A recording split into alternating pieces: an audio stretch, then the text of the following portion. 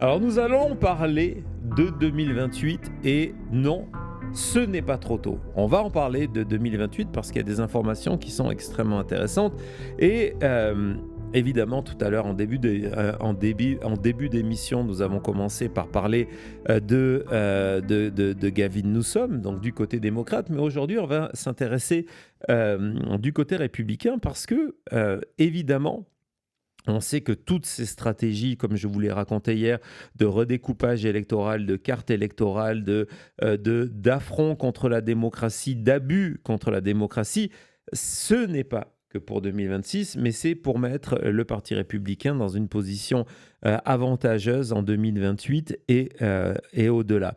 Euh, Pourquoi il se passe tout ça? Parce qu'il y a une volonté d'avoir cet avantage structurel, mais aussi parce qu'il faut répondre à une série de problèmes.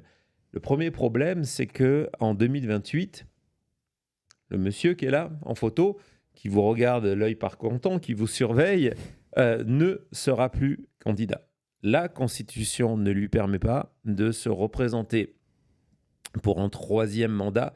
Et je ne pense pas que cette fois-ci, sur ce sujet-là, la Cour suprême, même si c'est une Cour suprême pro-Trump, lui trouvera des raisons pour dire non, non, mais il y a une exception. On n'avait pas vu tout en bas de la page. Là, on vous dit que si vous avez le teint bien orange et les mains gonflées, vous avez le droit. Non, non, ça ne se passera pas. Ça ne se passera pas comme ça.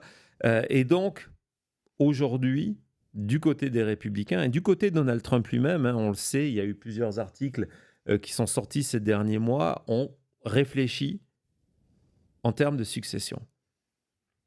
La succession de Trump, il y avait une succession évidente qui est la piste J.D. Vance. Pourquoi? Parce que c'est le vice-président, parce qu'il est jeune, parce qu'il a été choisi pour ça, parce qu'il a le soutien financier de personnes comme Elon Musk et Peter Thiel, parce qu'il est en charge aujourd'hui des finances du RNC. Donc, ça se dessinait vers un terme Trump-Vance sur le papier, en termes de logique, mais vous allez voir, on va partir dans quelque chose qui n'est pas forcément de la logique politique, mais qui est dans la logique trumpienne.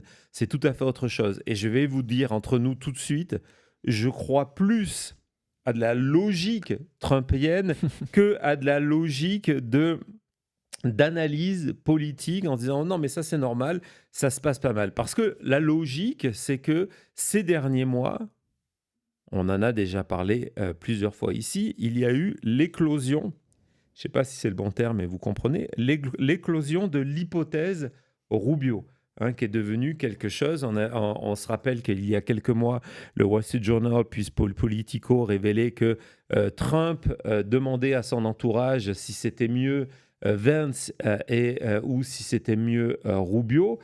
Donc, ça voulait dire qu'il y avait un doute. Il y a eu un positionnement mis en avant. Il y a eu cette conférence de presse la semaine dernière où Rubio a remplacé Caroline Leavitt et a tenu cette conférence de presse-là.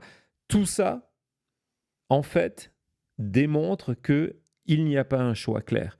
S'il y avait un choix clair, du côté de Donald Trump et du côté de la Maison-Blanche, on ne jouerait pas l'un contre l'autre. Et pourquoi il n'y a pas ce choix clair?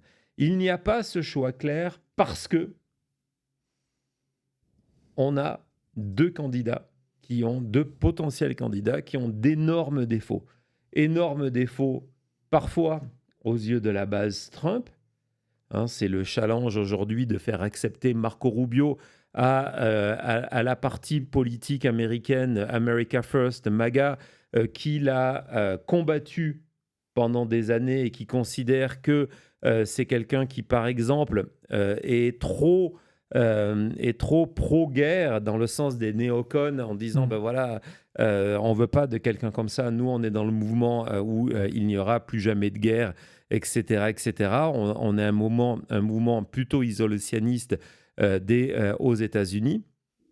Donc ça, c'est pour Marco Rubio, on va revenir. Et puis de l'autre, il y a J.D. Vance. Et on va pas se cacher, vous le savez, J.D. Vance, il n'y a personne qui l'aime. Il n'y a personne qui l'aime. Alors oui, si les républicains doivent voter pour quelqu'un, ils viendront voter pour J.D. Vance, mais par exemple, dans le dernier sondage, et j'ai pas mis le visuel, Thomas, dans le dernier sondage qui a été effectué par Associated Press sur la popularité de J.D. Vance, il a actuellement 19% avec les électeurs indépendants. 19% avec les électeurs indépendants. D'opinion favorable. Pas est-ce que vous êtes prêt à voter pour lui. 19% d'opinion favorable. Vous ne pouvez pas gagner une élection présidentielle sans convaincre les indépendants. Jean-Marc vous l'a raconté plusieurs fois. Il faut une partie des indépendants qui est en train de devenir le premier parti en fait des États-Unis. Et dans la réalité, 19%. Et c'est vrai, à chaque fois qu'on voit un segment de Harry Enten où il peut parler de J.D. Vance, il se frotte les mains. À chaque fois, ça devient aberrogate. Historiquement, il n'y a pas pire. Il n'y a rien. Non, et puis je vais vous montrer comment Vance est absolument impopulaire. Je vais vous montrer, vous le savez d'ailleurs, il y a 3-4 mois même, le plan de la Maison-Blanche était de se dire on va faire que 2026, ça soit un référendum sur Donald Trump. Je pense qu'ils ont changé d'avis depuis, vu les scores de Trump. Et en se disant, on va envoyer une ou deux fois par semaine Trump faire des meetings publics et le reste du temps, ça sera Vance. Vance va jouer la deuxième carte de ce gouvernement. Ils ont essayé une ou deux fois et ça ne se passe pas comme ça. Ils ont laissé tomber ce plan-là parce que Vance est extrêmement impopulaire. Ou en tout cas, pire, donc il est impopulaire avec évidemment les démocrates, avec une grande partie des électeurs indépendants, avec la jeunesse américaine. C'est assez intéressant. Et cette impopularité, du côté de la base républicaine MAGA, se transforme en soutien poli. Mais il n'y a aucun enthousiasme à J.D. Vance aujourd'hui. On va regarder, c'était la semaine dernière, il était dans l'Iowa. On va regarder cette vidéo de son arrivée. Je n'ai pas joué avec le son. Vous allez entendre le son, il n'est pas très bon, mais vous allez l'entendre. Mais je vais juste vous donner un indice. Lorsque vous êtes un élu et que vous arrivez près du micro et que vous tapez des mains parce que la foule est en train de vous acclamer et qu'on entend vous taper les mains et pas le public qui est là, c'est problématique. Vas-y Thomas. I'm not a rapist.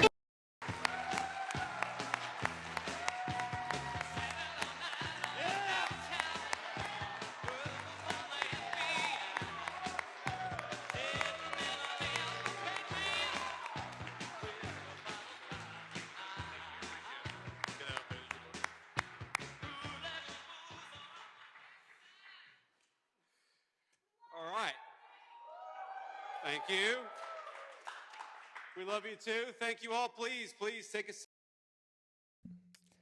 Wow. Il y a Le moment de flottement. Il y a un Parle-nous, moment Cody, du moment de quand flottement. on casse vraiment aux États-Unis, quand quelqu'un est censé avoir une énorme foule, on dit il y a eu des dizaines de personnes, tens of people, à la place de dire tens of thousands, donc des dizaines de milliers, on dit des dizaines de personnes. Et c'est vraiment l'impression qu'on a là, qu'il y a 10 personnes derrière lui avec des petits plancards en disant ouais, on adore ça, mais il n'y a personne, c'est calme, c'est bizarre, et lui, il est vraiment weird. Ouais, et puis ce moment de silence, c'est fou, hein. Il y a beaucoup de moments fous, bizarres, tout ça, mais en même temps, ce n'est pas la première fois, ce n'est pas que Iowa. On peut dire, bon, Iowa, c'est un État qui est petit. Non, on a vu plusieurs exemples maintenant, que ce soit à des événements de Vance ou même des événements comme Turning Point, où ce n'est pas un événement officiellement à J.D. Vance qui n'arrive pas à avoir un enthousiasme. Ouais, et où il n'y a personne. Et au-delà de l'absence d'enthousiasme du public, je ne sais pas ce que vous en pensez. Oui, c'est extrêmement gênant. Je ne sais pas ce que vous en pensez, le chat. Mais on est face à quelqu'un qui a l'air de détester ça. Je pense qu'au fond de lui, on voit que Trump, par exemple, en contraste, il est heureux lorsque il arrive sur un podium et qu'il va avoir un public qui est là. C'est son côté narcissique. Il est heureux, il est bien, Ouais. il est bien lorsque il est sur un podium politique. Vance, on a le sentiment qu'il est gêné, qu'il ne sait pas que faire, et on l'a vu tout au long de la campagne, et il n'a pas amélioré, exactement. Il n'a pas l'air à sa place. C'est vrai, c'est vrai. Et justement, on va regarder une deuxième vidéo pour vous dire comment le gars est perturbé, de comment il est paumé parce qu'il n'a pas envie d'être là, il n'arrive pas à se concentrer. Vas-y Thomas. When I see that, when I see Iowa farmers who need to get that E15 to market, what is Zach, you're gonna have to help me out with her name here. I lost my page here. Okay. All right. Okay, there we go. Sarah Trone Garriott. There he is. I'm on the wrong page here. C'est pas que sur la mauvaise page, mon gars. Hein, Non, mais on a vu Trump fonctionner sans micro qui marche et jouer avec les micros, hein, si vous en souvenez. On a vu Trump se mettre à danser et à chanter sur scène parce qu'il n'avait plus de discours à dire. On a vu Trump parler alors que comment ça s'appelle pour les textes téléprompteur. ces téléprompteurs ne marchaient pas. Là, voilà. Alors, on a vu parler de golfeurs en direct. Le gars, il n'est pas à l'aise, il est super mauvais. Et ce qui est complètement fou, c'est que pourquoi on commence par ce meeting-là ? Déjà, c'est le dernier que Vance a fait. Vous en avez sûrement pas dû trop en entendre parler parce que la Maison-Blanche n'a pas trop poussé la chose. On a vu le résultat. Combien tu m'as dit qu'il y avait de personnes derrière aller ? Dans le mur Maga, là, j'ai compté 23 personnes. Donc ça fait rien. Et même C'est quoi ce quand décor derrière ? sur le close-up, je crois que c'est le morceau de véhicule ce qu'on met sur les trucks devant, mais ça fait vraiment nul.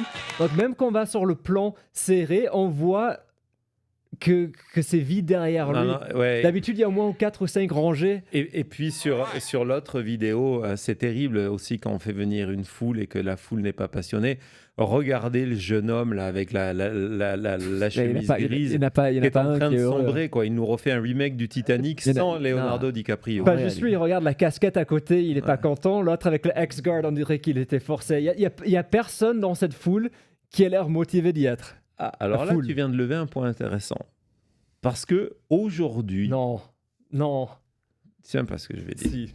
Aujourd'hui, la presse locale a révélé que, évidemment, ce meeting politique est organisé par le Parti républicain et par un groupe qui veut pousser pour plus d'éthanol dans l'essence, donc un groupe de lobbyistes, et qu'ils ont eu du mal à remplir la salle. Et donc, ils révèlent qu'ils ont versé de l'argent pour que les gens viennent écouter le discours de J.D. Vance, de donner $100 en cash parce qu'il publie les textos. Hein. C'est toujours eux qui sont là à dire c'est Soros qui a acheté Ouais. No Kings. Donc Vous êtes payés. c'est pas une rumeur, et on a la photo de Rubio lorsqu'il arrive dans l'Iowa.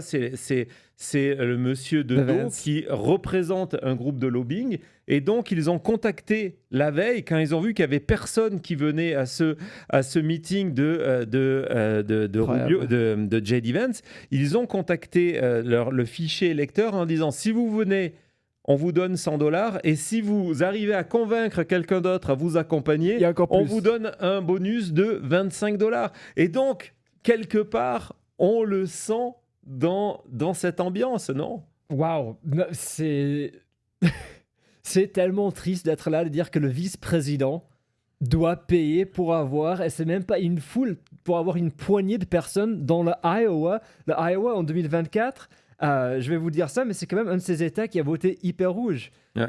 Non, c'est certain. On est dans un état.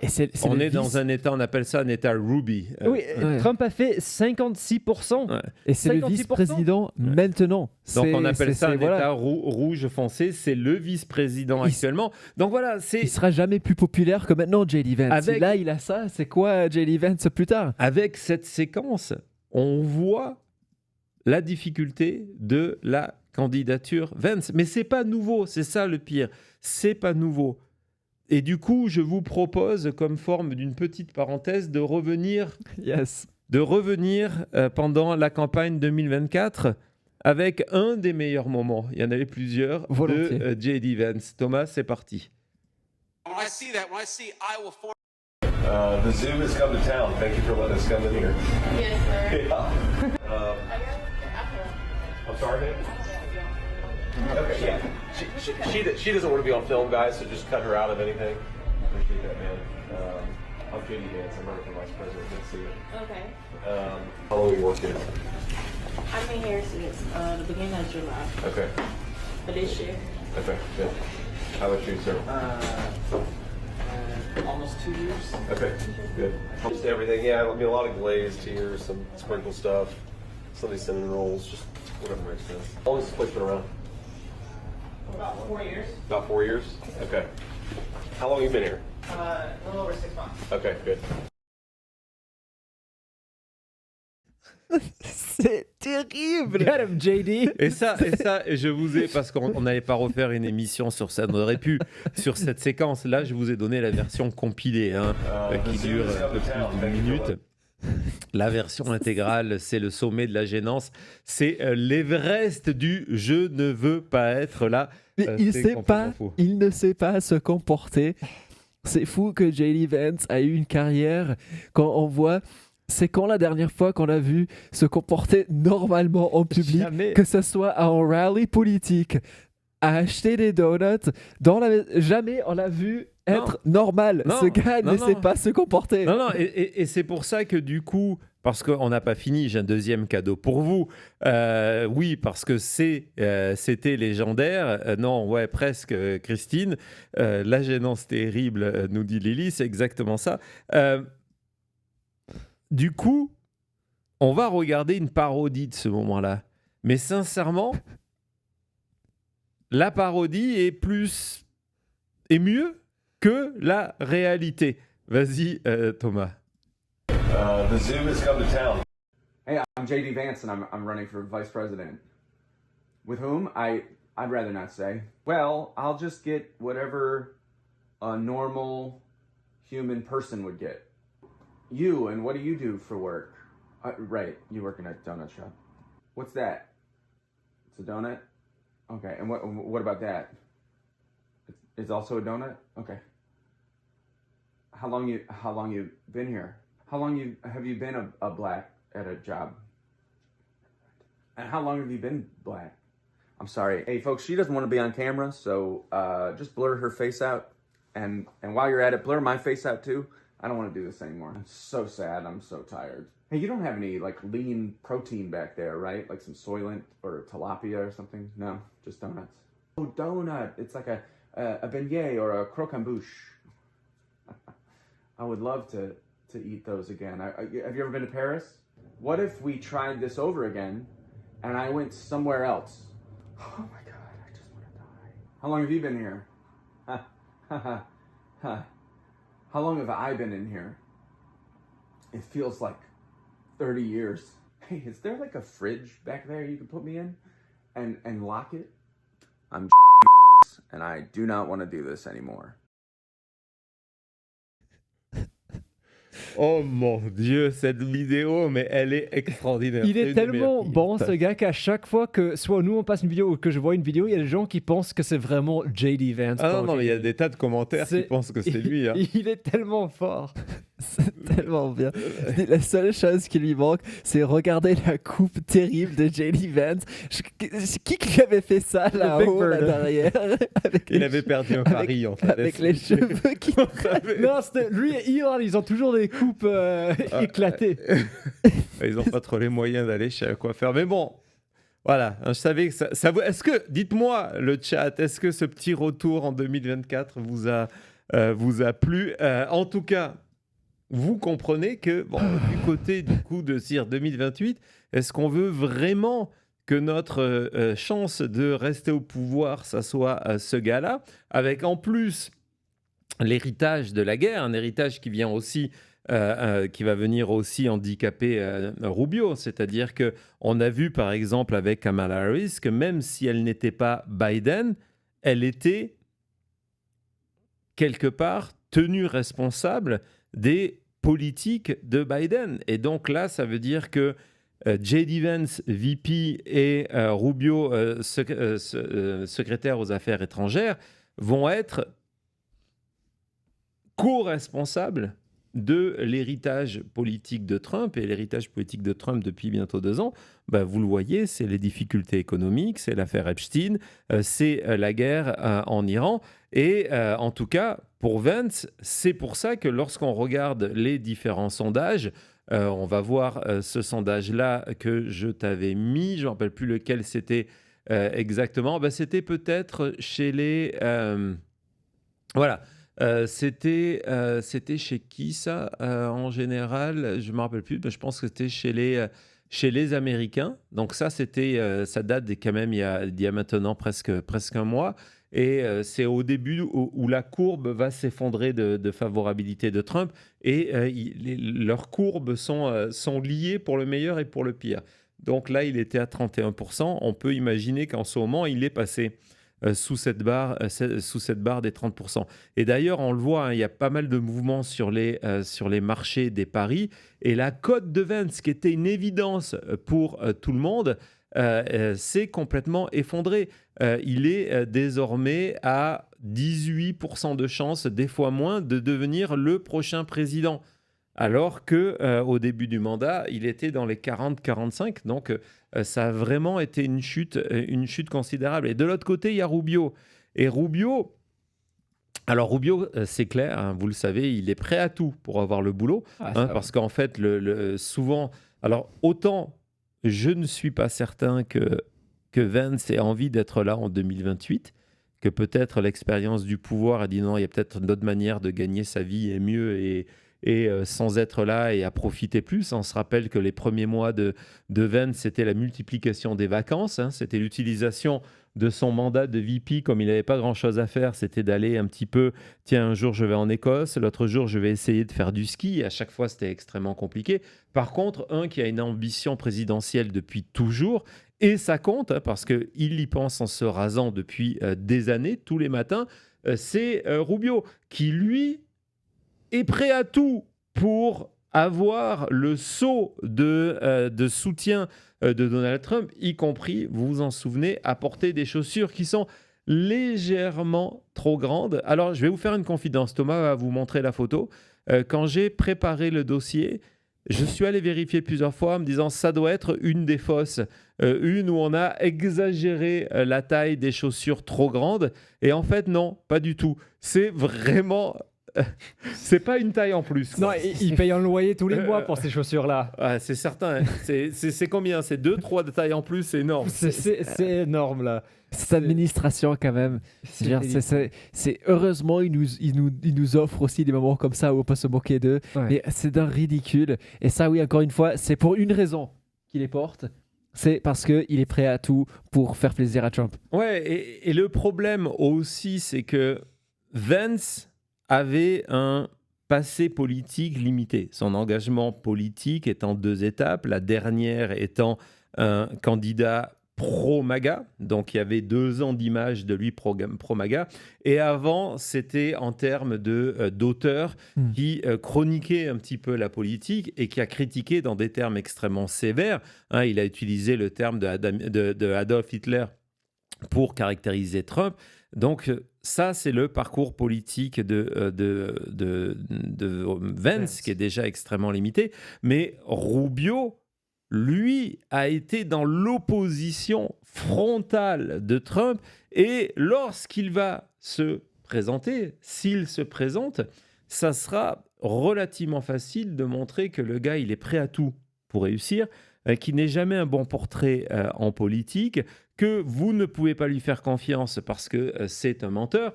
Et donc, évidemment, là aussi, on aurait pu faire toute une émission parce que le nombre d'interventions de Rubio contre Trump lorsqu'ils sont opposés l'un à l'autre au moment des primaires républicaines de 2016 sont assez extraordinaires. Mais comme je me suis dit, aujourd'hui, le gars est prêt à porter les chaussures de Donald Trump, la prochaine étape, et certaines photos aurait tendance à le suggérer, c'est qu'il se mette à porter un fond de teint orange lui aussi. Et pourquoi je vous dis ça? Parce que, à juste titre, c'était un sujet de moquerie de Rubio en 2016 contre Trump en se disant le gars, attends, il ose se moquer de mon physique, mais est-ce que vous l'avez vu? Il est peint en orange, c'est celui qui a le plus mauvais spray tan de toute l'histoire de tout le pays. On va écouter Rubio. Hey, I'm JD Vance and I'm running.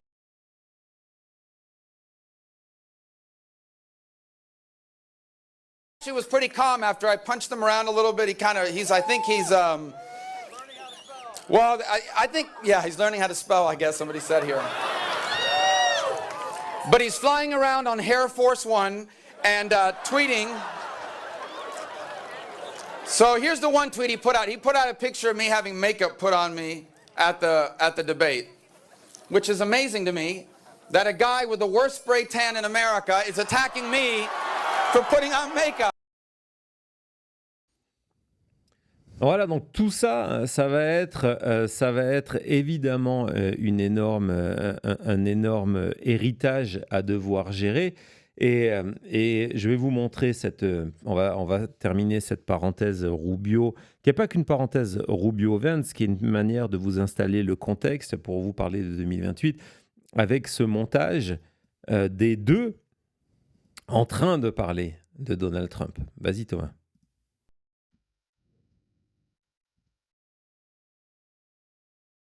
That Trump is a really bad candidate, and frankly, I think a really bad person. There is no way we are going to allow a con artist to take over the conservative movement, and Donald Trump is a con artist. Voilà, donc vous avez tout ce bagage-là, vous avez une situation où Vance, pour 2028, j'avais oublié de mettre cet article en avant, que vous compreniez bien ce qui est en train de se passer, où ses chances de gagner l'élection présidentielle, c'est un article de Newsweek du 26 mars. 26 mars, c'était avant plus de 10 semaines de conflit en Iran, était au plus bas possible. Donc voilà, vous avez la situation. Du côté de l'administration Trump, on voit arriver cette date du, je ne sais plus si c'est le 3 ou le 4 novembre cette année 2028, de la fin du mandat de Donald Trump, de la succession de Donald Trump, et on se retrouve avec deux candidats imparfaits. Et pour Donald Trump, ces candidats-là ont une autre raison, encore plus importante de tout ce qu'on vient de voir là. L'impopularité et la gênance de Vance, le passé de Rubio et ses positions proches du mouvement néocon. Ils ont un énorme défaut aux yeux de Donald Trump. Un énorme défaut. Il ne s'appelle pas Trump. À tout de suite.